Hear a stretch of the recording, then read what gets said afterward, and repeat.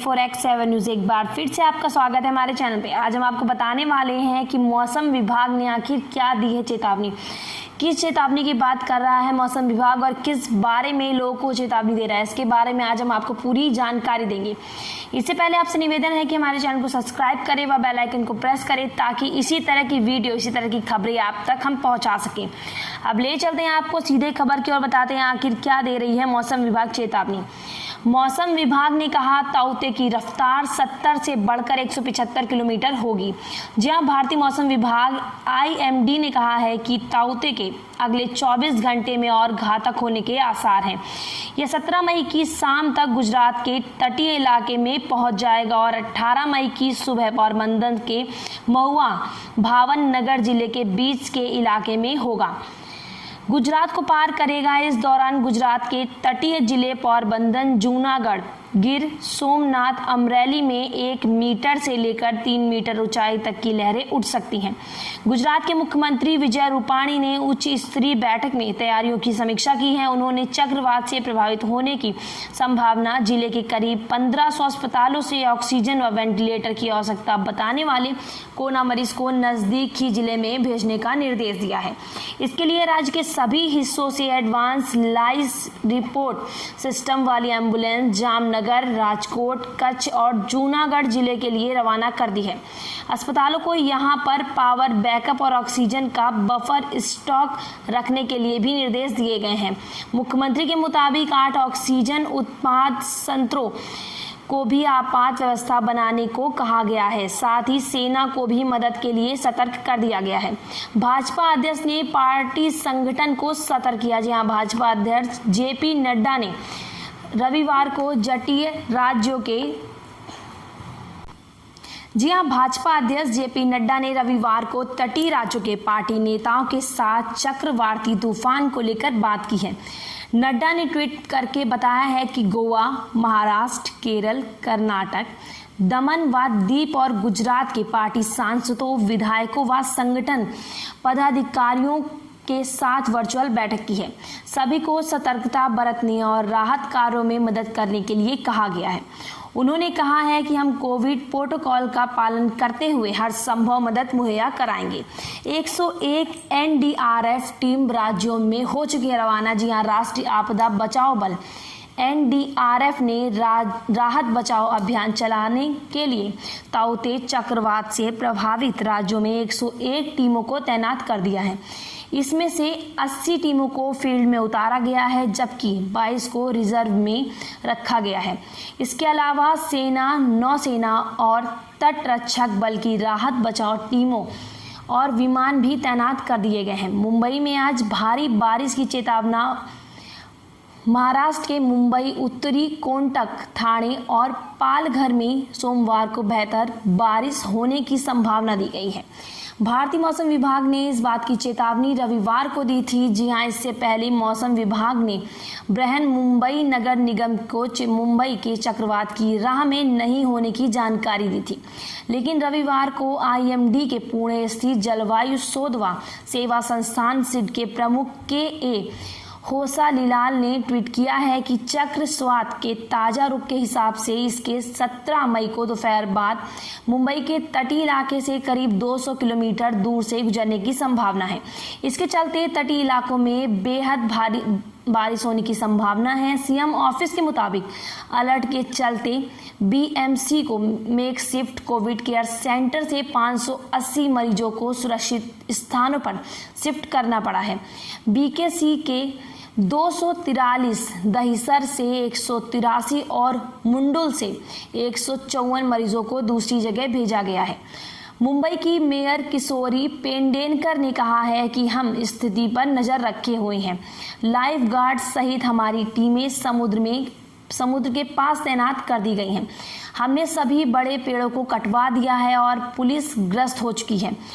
गुजरात में 1.5 लाख लोग किए गए शिफ्ट। गुजरात के तटीय इलाकों में जनहानि को रोकने के लिए करीब 1.5 लाख लोगों को रविवार को सुरक्षित इलाकों में शिफ्ट करना शुरू कर दिया गया है। वहीं संख्या में कच्चे घर वाले भावनगर जिले में सबसे ज़्यादा नुकसान होने की संभावना है। इसके चलते यहाँ के सबसे ज़्यादा लोग शिफ्ट किए गए हैं।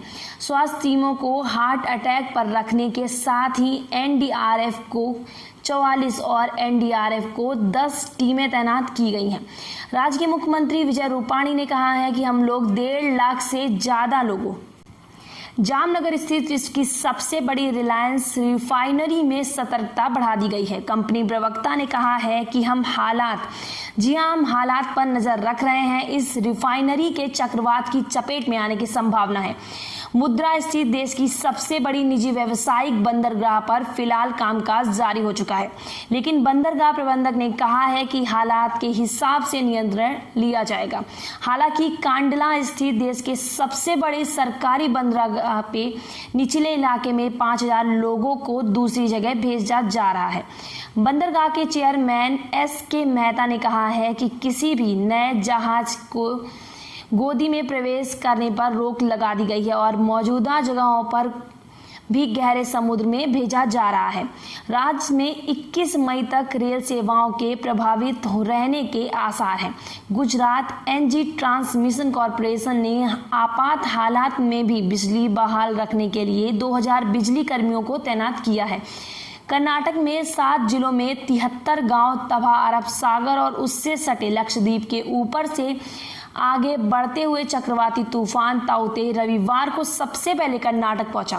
कर्नाटक राज्य आपदा प्रबंधक प्राधिकरण के मुताबिक तूफानी हवाओं और तेज बारिश ने 7 जिलों दक्षिण कर्नाटक, उडुपी, उत्तर कर्नाटक, कोडागु, शिवमोगा, चिक्कमगलुरु और हासन के 17 तालुका के 73 गांवों में कहर बरपाते हुए तबाही मचाई है। तूफान का सबसे ज्यादा असर उडुपी जिले में रहा है, जहां 28 गांवों में सबसे ज्यादा घर गिरे हैं। सुबह 8:30 पर उडुपी के कुंडापुरु तालुका में 315 मिलीमीटर, जबकि अन्य जिलों के 15 मौसम स्टेशनों पर 200 मिलीमीटर से ज़्यादा बारिश दर्ज की जा चुकी है। अधिकारियों के मुताबिक उत्तर कर्नाटक में एक मछुआरे की उडुपी में बिजली के खंभे की चपेट में आकर एक व्यक्ति की मौत हो चुकी है, जबकि चिक्कमगलुरु में घर गिरने से, शिवमोगा में बिजली गिरने से एक व्यक्ति की मौत की खबर आ चुकी है। राज्य में कुल 112 घर गिर चुके हैं और 616 लोगों के प्रभावित होने की सूचना दी गई है। 318 लोगों को बारिश प्रभावित इलाके से बचाया गया है। मुख्यमंत्री बीएस येदियुरप्पा ने तटीय इलाकों में इंचार्ज मंत्रियों को प्रभावित इलाके का दौरा कर राहत कार्य तेज कराने के निर्देश दिए हैं। गृह मंत्री बासवराज बोम्मई के मुताबिक बचाव कार्य में दमकल पुलिस, तटीय पुलिस, होमगार्ड और एसडीआरएफ के करीब 1000 प्रशिक्षण जवान लगाए गए हैं, जबकि एनडीआरएफ की टीमें भी तैनात हो चुकी हैं। गोवा में भी 200 से ज़्यादा घर नष्ट। गोवा के मुख्यमंत्री प्रमोद सावंत ने बताया है कि रविवार को दोपहर बाद गोवा पहुंचे ताउते की चपेट में आने से 2 लोगों की मौत हो गई है। वहीं 200 से अधिक घर क्षतिग्रस्त हो चुके हैं। कई जगह सड़कें बंद हो गई हैं। बहुत सारे खंभे उखड़ने और लाइनों पर पेड़ गिरने से राज्य में बिजली आपूर्ति भी बाधित हो चुकी है। तमिलनाडु से खबर आ रही है कि 15 मछुआरे हो चुके हैं लापता। कोझिकोड के बेपोर बंदरगाह से 5 मई को समुद्र में उतरे कम से कम 15 मछुआरे हो चुके हैं लापता। ये सभी तमिलनाडु के मूल निवासी थे। इसी नाव के साथ गई एक अन्य नाव इंजन में कुछ यांत्रिक खराबी के कारण गोवा तट पर पहुंच गई थी। केरल का एक गांव का हो चुका है नुकसान। जहां केरल में भी चक्रवात के कारण भारी बारिश और तूफानी हवाओं के नुकसान।